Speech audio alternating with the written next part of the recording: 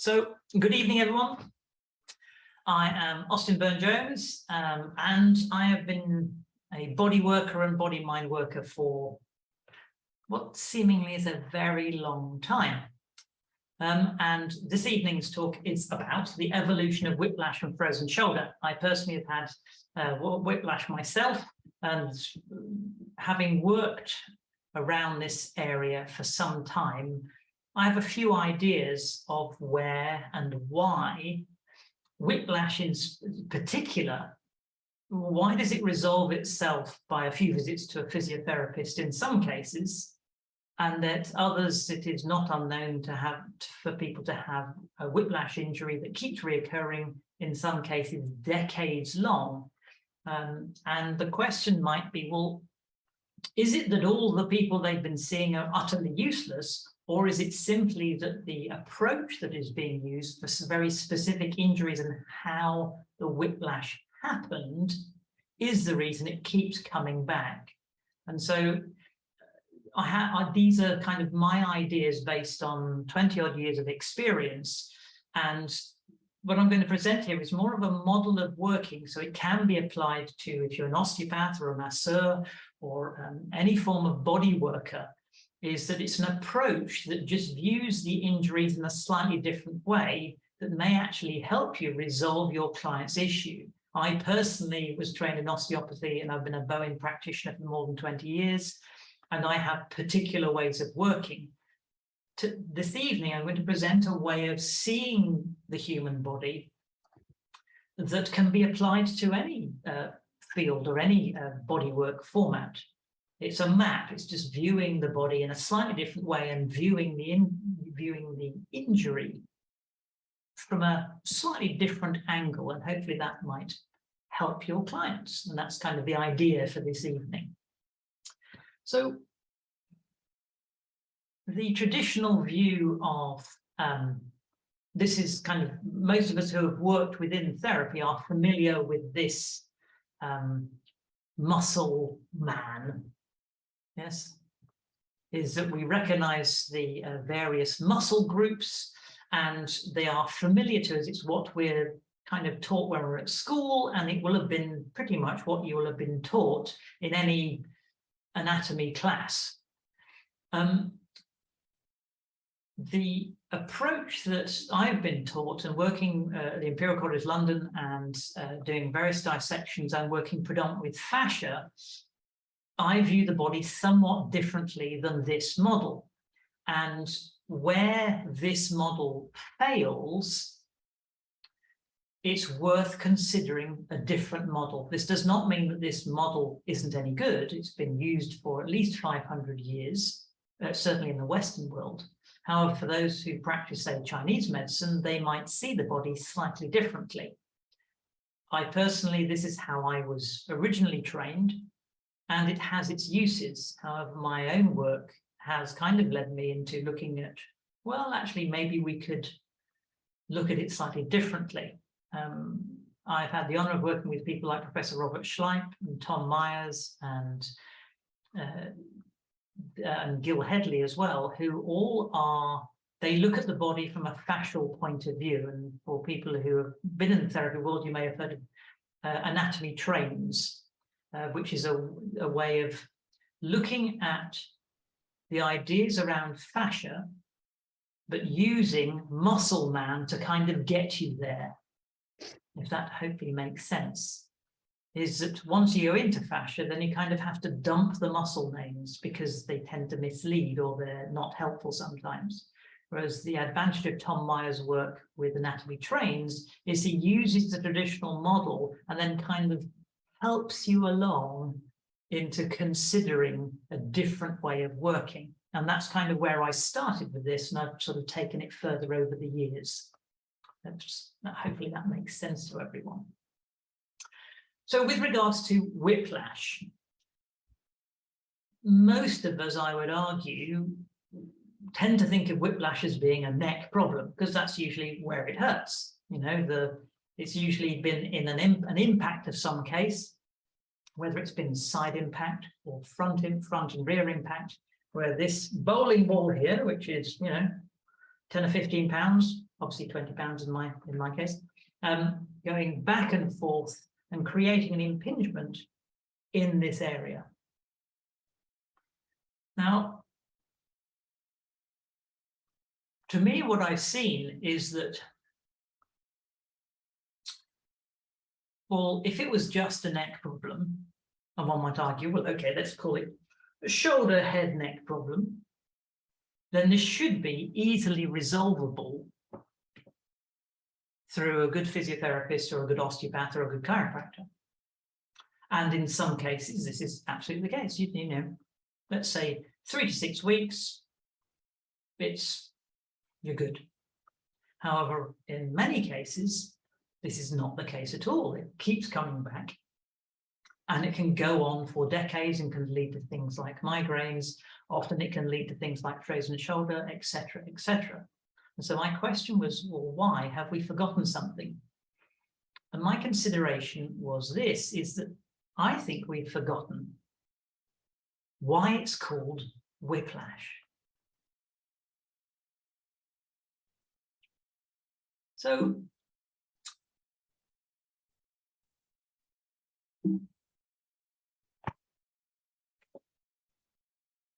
if we strip back the muscles, rather the muscle man, and get down to sort of where is the main aspect of what happens in the body, and this is part of Tom Meyer's Anatomy Trains software, and this is called the deep backline. And so we're sort of taking it down to the basics of where he sees a singular connection of muscles which go from occipital back here to the erector spinae muscles, down through sacrum, then through hamstrings and gastrocnemius, soleus, and through to Achilles.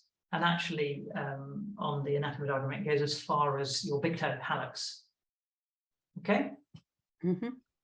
So if we see the body as, rather than saying, well, which muscle does what and where does it lead and what does it do, from Tom Meyer's point of view, from a fascial point of view, we start to look at the body in a slightly different way, kind of forget the names and just look at it as a set of strings going from one place to another place. So what happens in the case of an accident? Now, the spine is very flexible. We know from a front and rear point of view, our spine is extraordinarily flexible. Whereas side to side, there's less so. And generally speaking, this is not always the case, but in my experience, when there's been a side impact whiplash injury, this is where the physiotherapist or the osteopath, chiropractor, when they work with the patient that's had a whiplash injury, that whiplash injury resolves itself more often than not very quickly. However, if it's been front or rear impact, this is where it seems to be more common to have a longer lasting whiplash injury. This has been my experience. This is a generalization. Obviously, there will always be variations. So in the case of the term whiplash, well, what happens with a whip? This is what it looks like in slow motion. And play. Try this one again. Go. A wave that moves down the whip. As the hand moves forward and then stops, it transfers momentum into the whip itself. Then one segment of the whip, as it unrolls and straightens out, seems to transfer all of its momentum into the next segment and then the next segment and so on and so forth. As indicated by this red line moving along the bottom here, you can see the velocity of that straightening out of the whip moves forward. This is my question around this, is someone called the injury whiplash for a reason long time ago. And my theory is, well, hang on a minute. In the case of a whip, the movement is indeed at the head, the handle, this 20-pound bowling ball here. However, where does the crack happen? The shock wave travels down the spine. Yeah? Mm-hmm. So what I was finding was that actually in almost every case of long-standing whiplash I kept coming across, the coccyx was always displaced or injured. Really? This would make sense given the idea of it being called a whiplash for a reason. If you think about this head going back and forth, yes, indeed, there is impingement, absolutely there is injury and damage in this area. However, the shock wave travels down the spine. So would this, my question is, would this be a case of, well, if everyone's correcting the handle and no one's looking at where the shock wave went, is this a reason of where someone will go to have therapy from a good therapist, and then a few weeks later the injury comes back up? Is because the injury is still being held down somewhere else down in the spine.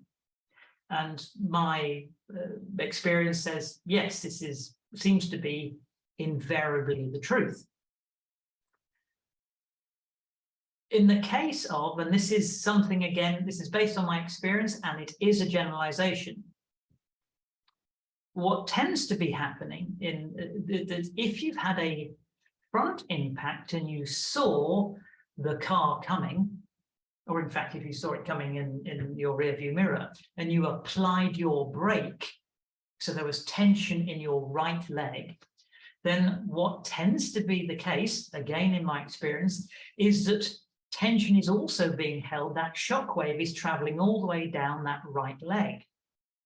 And so what I've been finding is that in long-standing whiplash injuries, particularly where there's been either front or rear impact, and then I ask the questions of the client, okay, just let's go back to the accident. How did it happen? In what direction, etc.? Then what it appears is that absolutely this injury is being held elsewhere in the body. And so every time you correct something up here, it's good for a bit, but obviously the rest of the body isn't right. So therefore it just works its way through and you still have whiplash. So I hope that makes sense to everyone of where I'm coming with that. And what I've been finding is that just asking certain questions about an injury can lead you, because no one's ever asked them that. Everyone's been kind of asking them all about the neck. And very few people, it would appear, have been asking the clients, well, give me literally a blow-by-blow account of what exactly happened in the accident. How did it happen? What angle? And then it gives you as a therapist more information to work with, particularly if we think in terms of shock waves. Where did it go? And this is where fascial work and tensional work, for me anyway, helps me to view the patient or the injury in a slightly different way and use a different approach with the skills I have. And hopefully by the end of this session, you might have a few ideas of yourself of how you'd be able to use your own skills and apply them in a slightly different direction. So what I was finding was that if I said, okay, you've had a front impact and you saw the car coming, then there's the tension and the braking with the right foot. What I was finding is that invariably, and I would actually say 100% of the time, but there's always going to be an exception, is that your tension fascial lata, the iliotibial band, was always significantly more tender on the right side than the left side in these patients. And that then pans out in terms of this idea of, well, okay, hang on, that's where it's being held more. And invariably, no one's actually ever bothered looking there because everyone's been looking at the neck. Would you ever check someone's knee if they said they had whiplash? The answer is probably no. Why would you? If you start to consider shock waves, then it starts to make sense. Now, depending on the injury and the impact of the velocity of the injury, it's not necessarily always in the same place. You'd have to check, just like the whip, whereabouts is it being held in the body? So here's a good reason to check this out. So if you view the skeleton, this model, the deep backline, is that you have a connection running from literally not just from occipital here, you actually do have the fascial cap on your skull. To be honest, in my experience in dissection, I've yet to see this. Tom Myers swears it's there. The fascia on the skull is extraordinarily thin. Theoretically, yes, and if we look at Chinese medicine with things like GV20, etc., then this would all also play out. However, in my experience, I haven't seen it. That doesn't mean to say it's not there. It's just, however, it would still make sense in terms of the type of injury we see in the case of whiplash and where that shock wave would travel if we consider this model on the screen. Yeah. Now, someone's asked a question, I think, in chat. Sounds very familiar. Oh, okay. So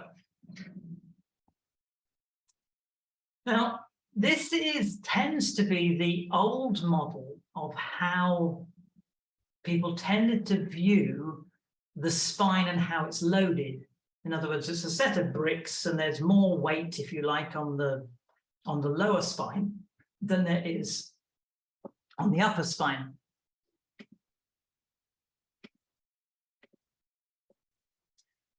Now, the newer model, though, is to see it more like a suspension bridge. The old model tends to suggest there's more weight on the bottom than there is on the top, and hopefully there's a light going on at the top. But the thing is, if that were true, the moment you bent over, the amount of loading on the bottom of the spine on the hinge would be enormous, and all your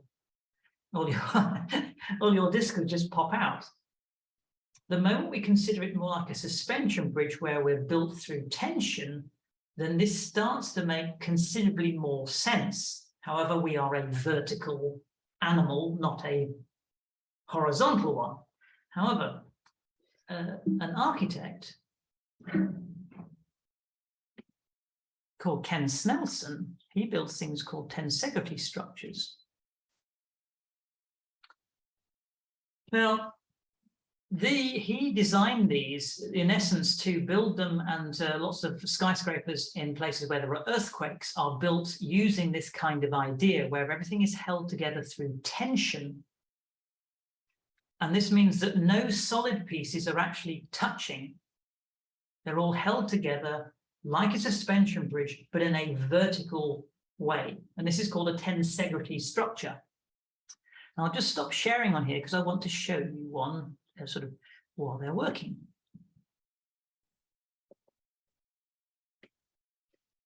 So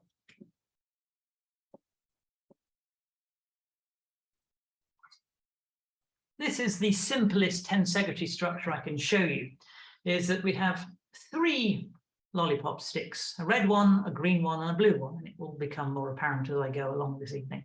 Okay? And they are held together, in this particular case, with elastic bands. And the simplest structure is this rather lovely diamond shape. Normally in my courses, those of who have attended, they end up building one of these, and hopefully no one's lost their eye yet, but the elastic bands go flying and things get a little complicated. However, this tensegrity structure is held in shape, not based with glue, but simply through tension, and it is flexible and movable. And it can adapt to circumstances. I can squish it, but it bounces back and it is lovely. Okay. I use this particular structure to illustrate in my courses. I say this is one of the best examples of the human body you will ever see, because this can apply to how the cell is built. It is also how the stress system is built, and it is also how the human body is built. And this is a 3-dimensional model of, in this case, I will ask you to go with me on this. Your TMJ joint, your jaw joint, your shoulders, and your hips. Okay, think of them as 3 seesaws. You 3 lollipop sticks. You 3. Red one, think of it as your jaw joint. Ding. The green one as your shoulders, and the red one as your hips. Okay?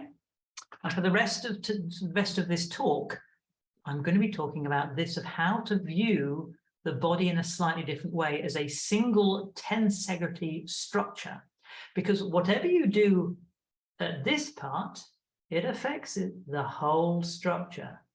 I cannot not affect the whole structure. And when viewing an injury, it means that somewhere something's been twisted. And I simply can't correct it without correcting the rest of the system. And I'll show you what I mean. We can have, we're bouncy. However, if we get a really bad impact, then actually that structure's now slightly changed its shape, but it's held together in another shape. It is now the tensional integrity of it has moved into another shape. It is no longer diamond shaped, it's more sort of cuboid. I cannot simply go along using high velocity moves in the case of chiropractic or osteopathy or massage or anything. If I can't massage it out to be correct, it will just go back to that injury state.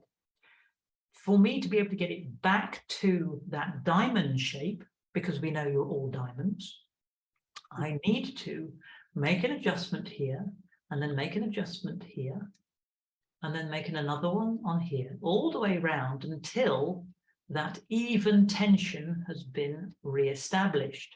And you can see analogues for this at a mental level, an emotional level, or a physical level. Hope you're all with me with this. Okay, so I then worked on the following model.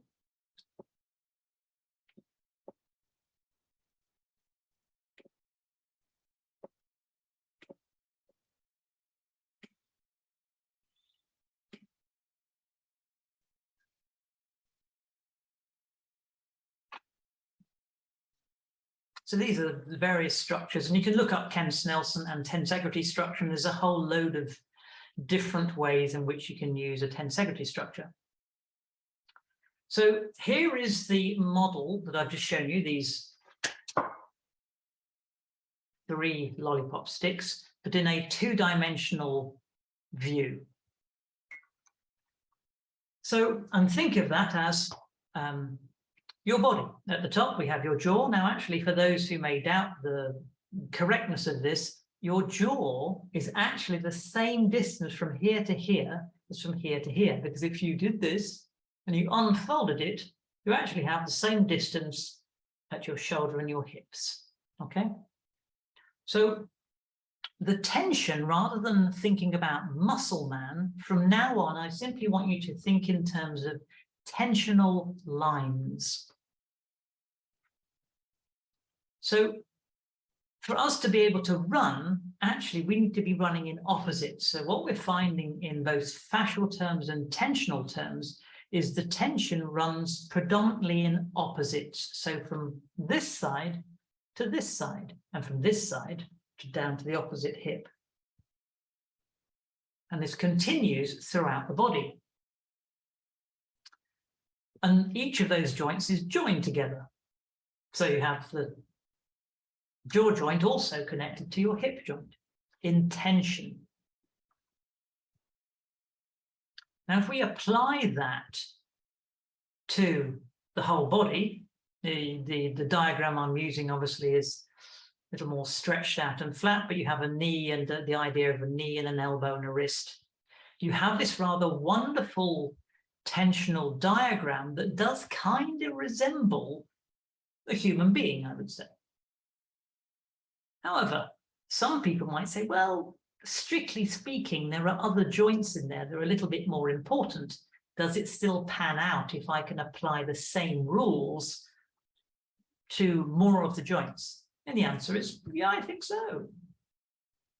So, pardon me. In reality, we do actually have the clavicle here, and that's a very important joint, particularly for breathing. And we also have the sacrum joint as well. Now, some people are trained that there isn't movement in the sacrum. My experience is absolutely there is, and several other people now, you have quite a few millimeters of movement in this slightly half moon, or rather should I say crescent moon joint that joins the hip to the sacrum. And if we apply the same rules going in opposites with tension and also adding, let's say, some ideas of vertebrae, what you have is this interesting intersection in and around the clavicle here, and you could turn it round from behind, and you also have, if you think, the occipital junction, very similar again. So there are resemblances here. We're not using muscle ideas, we're simply using tensional ideas here. And if I carry on going there, we have an interesting set of ideas forming. If you look at that central junction in the middle, one might say, well, isn't it interesting that we have what's called xiphoid process at the front of the sternum there, down at the bottom? It's an important sensitive junction there, and it happens to coincide with a tensional intersection. So I thought I'd take it a bit further.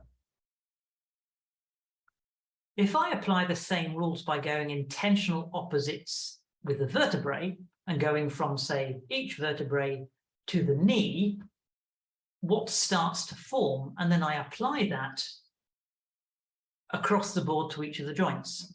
And so it builds up like this.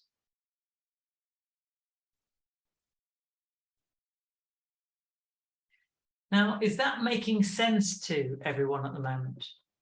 Does anyone have any questions before I take it a little bit further?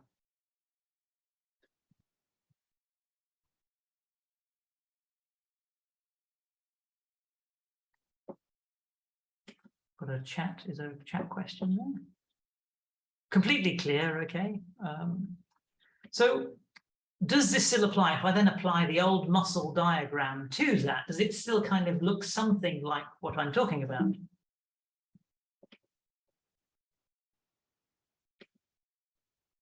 So this is half and half. Now, obviously we have skin and fascia that wraps around those tensional ideas. But to me, what I'm seeing here, we've arrived at kind of muscle man through tension rather than those with the confections that are the muscle groups that were basically cut and sort of designed, if you like, by Vasali about 500 years ago. Is that if we start to see the body more as a single unit of tension in opposites, then the way you might treat a client and see an injury, I would argue, is completely different. If you have a neck injury, in the case of the whiplash, is it possible that there's a whole load of other things that someone has been ignoring in the case of that injury? So here's a rudimentary 3D animation that I had designed because I thought, well, okay, it's me drawing with lines and using lollipop sticks. If I applied it to a real skeleton, animated skeleton with the correct dimensions, does this idea still pan out? So it's a few years old now and it's rudimentary, but I think it illustrates the point.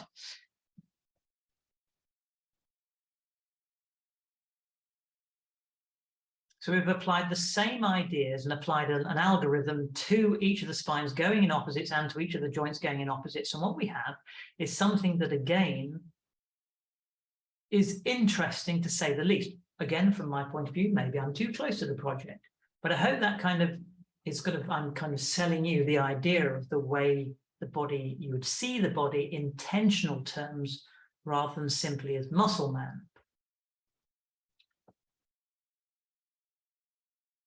So we go back to muscle man here. Now, with frozen shoulder, frozen shoulder is interesting is because it's a highly complex joint. And on the one hand, it's, well, you could say, well, it's just a ball and socket joint, but it also connects to two sliding joints, the two clavicular joints, the acromial clavicular joint and the sternoclavicular joint. And also every muscle going from your upper torso and also into your neck and skull join onto the shoulder. So that's an awful lot of information going into one place, which might also explain why frozen shoulder is so damn painful. and most of the treatment I've seen for frozen shoulder, on average, this is the crazy statistics. There's an average of something like 17 visits minimum for a true frozen shoulder. This is not just a poorly shoulder, we're talking about true frozen shoulder where the capsule has been broken down. It's extraordinarily painful, by which time usually it ends up with a good portion of those, the majority, ending up with some form of operation. And this is not a great prognosis. It's like, well, there has to be another way. As it happens, Bowen happens to have a very good track record with frozen shoulder because the approach to it is using a tensional and a fascial approach. We're not using high velocity moves, or we're not moving that shoulder around. Imagine if you've ever had a frozen shoulder, just a little bit of movement is extraordinarily painful. Asking someone to do exercises and move it around, you're just aggravating the injury, you get more inflammation, and one might argue you're making the problem worse. So is there a way of approaching the shoulder using that same kind of tensional attitude? Is it possible you could treat a frozen shoulder without going near the shoulder? Let's have a look, shall we? So if we strip it down, and this is another way of looking at the way Tom Mize looks is the deep back line here, is if we take the traditional muscle groups, which is, you can see here, latissimus dorsi and gluteus, and then the tensor fasciae lata on the side, the iliotibial band, if you like, sorry, vastus lateralis, is that what you have is you have an interesting connection. You can almost see, you don't need that tensional diagram to see, is that you can kind of see an X shape going on here before we even start. So this opposites, could we approach it differently? Well, let's have a look. If I apply the same tensional diagram and apply it simply in opposites, kind of keep to a rule, this is kind of how I worked. It's kind of work with it and see what works. And in this particular case, what I was finding is that in the case of frozen shoulder and shoulder injuries in general, if I approached the injury using this tensional idea, what I could do is I can see the connections here to that, as you're looking at the screen, that left-hand side.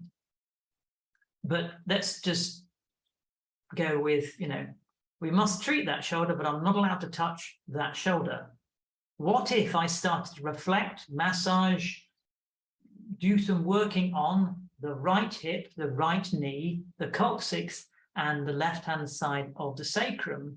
Is it possible I might actually get results and release in that shoulder enough to then be able to work on the shoulder? And the answer seems to be, actually, more often than not, yes, and significantly quicker.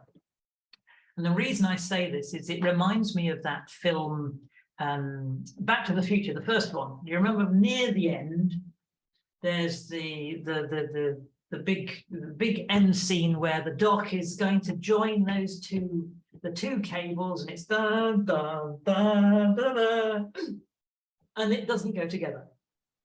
And this is because a tree has fallen on the cable further down. Now think of that in terms of any injury, whether it's a break or in this case the frozen shoulder, is that we can't simply correct where there's a problem. We need to be able to address it from a different point of view. We need to get that, we need to release the tree, in the case of Back to the Future, before we can actually plug the thing back together. This would apply to a break as well. If we have a broken bone that's not healing, it's not because this isn't right, it's because the tension on either side, if you like, isn't allowing a correct connection. The moment we start to see injuries in this term, rather than treating the symptom, if you like, where it hurts, if we look elsewhere, where is that tensional line coming from? And what I'm finding is actually this pans out more often than it doesn't. Now, that doesn't mean to say we must dump anatomy now. It's worked very well for 500 years, so we must continue using it.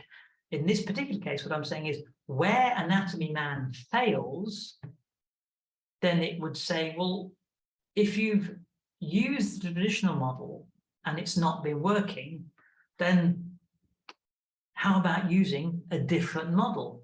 That doesn't mean to say that you change what you're doing, doesn't mean you stop doing chiropractic or osteopathy or massage or anything else. You just simply use a slightly different map.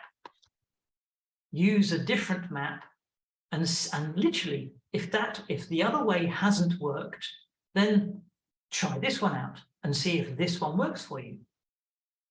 That is my sort of my presentation, if you like, is that give it a go. The first time I ever presented this, many years ago now, actually, is that a neurophysiotherapist phoned me up the following day, and he'd worked with a gentleman who'd had a major car crash, and he specialized in severe head injuries. And the gentleman in question, he said, I've worked with this guy for literally 18 months, and he's got less than 20% range of movement in his neck, and he's in a real mess. And he heard this talk. He went home, and he saw the guy. I think it was that evening or the following morning, and the guy almost instantaneously, he said, I can't believe it. This guy suddenly got 40% range of movement in less than, just through the one treatment he did, just by thinking slightly differently. So this is the kind of things that is possible. Just use a different map, a different model. So this is kind of what I'd ask you to use. You can still use Muscle Man. I'd say if you've never come across Tom Myers, certainly look at his books. He himself says, actually, he's been doing it for 30 odd years, that a lot of his work, it kind of doesn't really apply anymore, but it's certainly a good halfway house. It certainly helped me to then step off to think differently.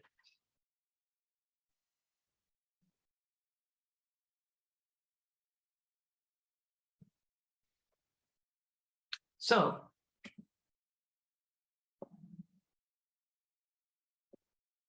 where are we there? And so we're at 8:45. I was going to open the floor to questions.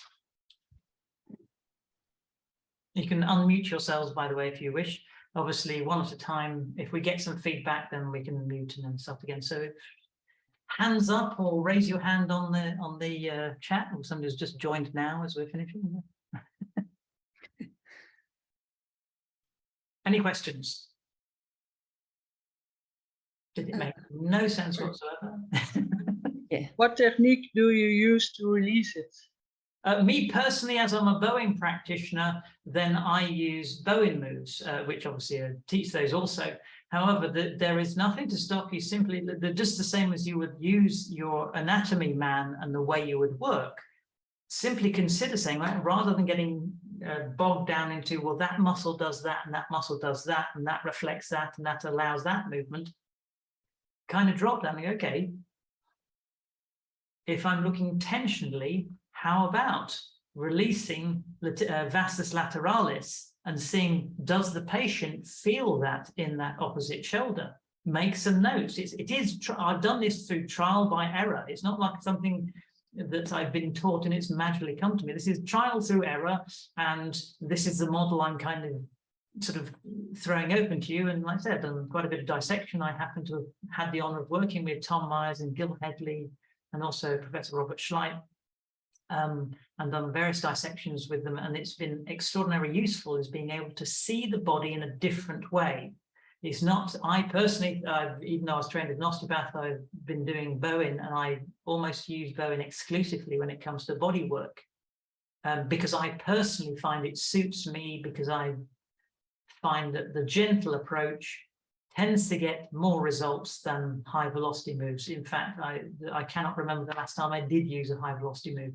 That doesn't mean to say high velocity moves are wrong. It's just simply isn't my way of working, because I found that being more gentle actually creates less impact on the system. The way I view it is something as simple as the relationship of anything, whether it's two cells or two human beings. If I tend to do this in the courses, for those of you who have experienced this, is that I get you all to stand up and then I shout at you and tell you to sit down. Now, maybe you'll sit down. The thing is, there's chances are some of you might feel a little bit grumpy having been shouted at. Now, I could say, yes, you did sit down, but I've also got a bunch of negative energy coming my way. Whereas if I say, okay, stand up, and then I say, excuse me, ladies and gentlemen, would you care to take a seat? Everyone sits down. Well, the end result is the same. However, guess what? Mentally, you might feel rather nice about having sit down because I asked you politely. And from a human body point of view, you are just a bunch of cells. So if I ask your cells that are in pain already, if I go yanking around your joints and your nerves, triggering nociception, and you're in lots of pain, is the client likely to be happy about being moved around? It doesn't really matter whether I kind of get the result. That patient is probably going to be a bit sad and a bit grumpy, and, well, will the payoff be worth it? You know, in some cases you could say, well, they did get better. Well, great. But if I can get the same result with less pain and quicker, I would argue I'll go for the gentle approach whenever possible.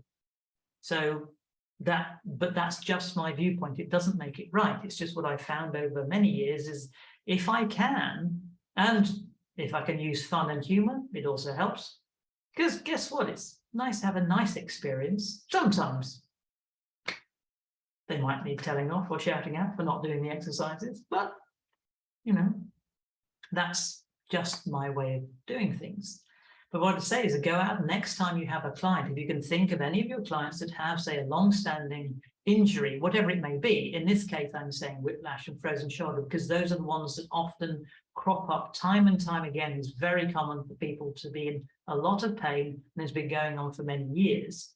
It's usually where the other therapies don't quite get as far with that. They could be very good therapists, but it's almost the anatomy model that's preventing them from applying a different viewpoint to resolving that injury in my experience anyway. Whereas by approaching it from a tensional point of view in opposites, what I'm finding is you get results and you can still use your own skills. You don't suddenly need to upskill with a new therapy. Use what you already know, just use a slightly different map. Think tensionally and think in opposites. Think spirals. I mentioned in the actually what Mika mentioned in the little blurb at the beginning of the invite is that I do Argentinian tango. And in Argentinian tango, we always talk about spirals, the ability to dance and use the body as a whole unit and in a spiral. And as it happens, coincidentally, I find this an extraordinarily good teaching tool to understand injuries is that, oh, how would tango use this? Because quite often when I can't learn a new move, it's because I'm not applying this spiral idea to my body and learning a new dance move.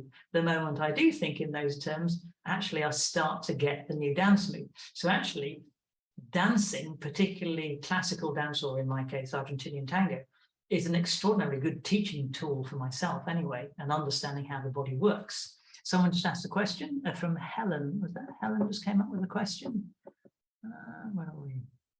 Do I treat both sides? That's a good question. In Bowen, almost always the answer is yes, but that's just because of the way Bowen therapy, I see it as more of a feedback mechanism. The reason for this, and this is just the way I view it, it's not necessarily how you're taught in Bowen, but it's how I teach it in Bowen. It's also how I do it in Bowen, is that the body's already aware what hurts. Let's say this shoulder hurts. Now, so if I only treat this side, it's just telling the body what it already knows. Whereas if I treat both sides, regardless of which one is in pain, then the body has more information. So, okay, this side feels like this. Well, what should it feel like? What's the other one feel like? If I treat the same place in the same way with the same amount of pressure, your immune system, your repair system actually suddenly has a whole load more information going, now I can adjust the tension And that's in essence what your body is. In people who've ever practiced Tai Chi as an example, is that I see Tai Chi as a similar, this could be very wrong for those people, I'm not a Tai Chi master or anything, but what I've seen is as a feedback mechanism, it's extraordinarily useful. Because Tai Chi isn't stretching, is that, think about it, if I have my arm here and I just simply drop it, then my body only has information about gravity and how heavy my arm is. If, however, I slow that process down really slowly, suddenly my body knows, well, where my joint, what does my joint feel like in this position? What does it feel like in this position, this position, this position, this position, this position? And there'll be somewhere it goes, oh, that feels a bit tight.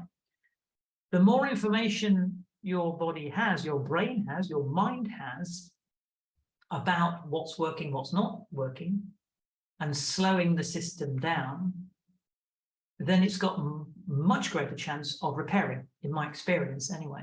And so I see the immune system generally, whether it be mind work, emotional work, body-mind work generally, it's a feedback mechanism. The more information you can provide it, rather than just, it hurts, because your mind is your best doctor. Does that make sense? So the answer to your quick answer is not always, but generally speaking, I personally tend to treat both sides regardless of what's hurting. There are exceptions, but generally speaking, yes. Oh, what's that question? What's the question there is, can you please show the picture again concerning the whiplash with all the lines? Ah, yes, the little video, the one that went crazy several times. Yes, of course I will show you that one again and hope that the technology will not fail me. Yes, of course I will. With all the lines. Ah, where were we? The drawing with all the lines. The drawing with all the lines. Yes, that took me, I tell you, when I first did it, I did it all on paper. It took me a very long time. Actually doing it on Keynote took me a very long time. Of course. Okay. Yes, this one. That's the one you mean, yeah? Yes, please. So if you have a whiplash, yes, you should treat the shoulder, the elbow, the wrist. Well, this is where, from my point of view, given the fact that in my experience, if I look at whiplash, as I said at the beginning, is that if you think of it as a shock wave, then what I do in whiplash, first I check out the lowest part of the whip, if you like. So therefore, in my experience, I would say 99 times out of the 100, the coccyx is injured and is sensitive. Yes. That's what you said. Yes, and but that is I also check the iliotibial band of that. In my experience, sometimes that you see inflammation or sensitivity in the ankles and in the calves. However, in my experience, the tension tends to, again, this is trial and error, it tends to sit in the iliotibial band and the back of the hamstrings, and also in and around the sacrum area. That's where I see the majority of where long-standing whiplash injury sits. Once that has then been corrected and there is no more sensitivity, and that the person, oh yes, I'm more released, is that then you would then treat the neck as normal. And if you think about this tensional line, is that the TMJ is directly connected to sacrum in opposites also. So this would also make sense that if you actually do it from a massage point of view, you'd simply do some reflective work on the sacrum, something like a sacrum roll, if you know what I mean by that. Yes. So a gentle sacrum roll, and people with old whiplash injuries, quite often they're quite sensitive there. So I'd say do something like a sacrum roll and release around the sacrum, and then get them to come back in a week and see if there's a change. Do it again, and then let's say third week, then look at the neck. And then you're more likely, in my experience anyway, to actually have a greater shift long-term than you will keep treating the neck. If the neck is hurting, it's that, well, why would you keep doing that? Everybody else has been using it, so it must be something else other than simply just the neck. Doesn't mean to say the neck isn't injured. It's kind of just keeps being held in there because there's other points of tension. Hope that makes sense. Absolutely. Thank you very much. That's okay. So another question there from Angela. Yes, what if people would want to learn this gentle type of approach? How could we do that? Do you also give these practical? Yes, I do. I do introduction to Bowen courses, my approach to Bowen anyway. And also I teach this in 1- and 2-day courses. So we actually apply what you know into practical use. And these are varied. So thank you for that question, Angela. You'd have to also ask Mika about that, because the plan is arguably to then come up to the Netherlands, because it's only, from my point of view, only a sort of an hour and a half away. So if there's enough people interested, happy to come up, we can set up some courses on particular areas. And I think from my point of view anyway, there are 2 things that I've seen more of recently that I think is worth considering. One is the approach to breathing, which has its applications for Parkinson's as well, and for whiplash, is that I think it's an important thing that there's several people that have been suffering from for a long time, and it's relatively easy to teach without having to change your therapy, if you like. When it comes to frozen shoulder, I would say there does need to be a little bit of shifting perspective of how much pressure you would use and how you would view the body. So that's slightly more a slightly more complex course, but it's still, you can still use the same ideas. But because I'm a Bowen therapist, I do believe in not using high velocity moves and using slow, gentle pressures. So people who are used to this kind of thing, say like people who are already used to fascial work, like either shiatsu or acupuncture, Bowen, McTimoney chiropractic, who are already used to gentle approaches, this is an easy transition. For those who are only used to deep, something like deep tissue massage or high velocity chiropractic or osteopathy, then need to come with a slightly bigger open mind and be prepared to back off just a little when it comes to frozen shoulder. I hope that answered your question. Yes. Any other questions?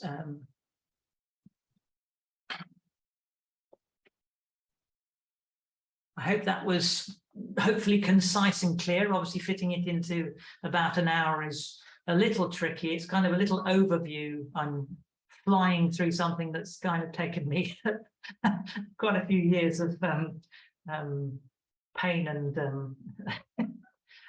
and study to do this. And it's just one model. There are plenty of other models in there. This one I'm using more and more, and it works for certain kinds of injuries very well. Other types of injuries, I'll stick to the muscle man. In other injuries, I'll use a fascial map rather than a tensional map. I personally developed this tensional map because of questions that kept being raised for particular injuries, in this case specifically frozen shoulder and whiplash. Okay, so if there's no further questions, if you have any questions after the meeting, please consult Mika at YIGO. And I'm very thankful to Mika for inviting me to do this talk. So thank you, Mika, and all at YIGO. Hopefully the venture will expand and there'll be more of these. I hope so. So thank you very much to everyone. And have a fantastic, well, I was going to say fantastic weekend, but it's only Wednesday, but it's it's going to be it's a half-term holiday over here in Belgium, so everyone's kind of got 5 days off. So, thank you so thank you very much, everyone, and safe journey home if you're traveling, but if you're all from home, then have a good night's sleep. Thank you very much. Okay. Thank you, Austin. Bye-bye. Bye-bye.